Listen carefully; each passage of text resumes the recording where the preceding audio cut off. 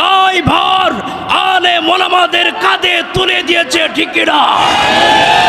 এই জঙ্গিবাদী সংগঠন সেই কসাই মুদির ভারতের মদদে এই সংগঠন উৎপাদন হয়েছে।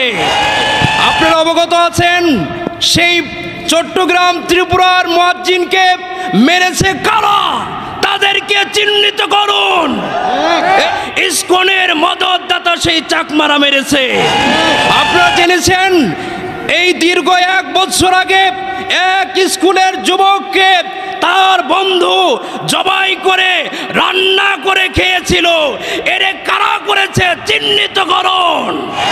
আমরা বলতে চাই, জঙ্গিবাদী সংগঠন ইসকনকে মদত দিচ্ছে ভারত।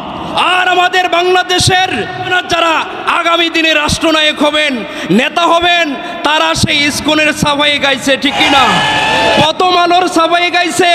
আমরা দেখছি মির্জা ফখরুল সাহেব প্রথম আলোর সাফাই গাইলেন, ডেইলি পত্রিকার সাফাই গাইলেন, ইসকনের সাফাই গাইলেন। মনে রাখবেন, আপনি ভারতকে যতক্ষণ পর্যন্ত বয়কট না করবেন ততক্ষণ পর্যন্ত দেশপ্রেমিক হতে পারবেন না।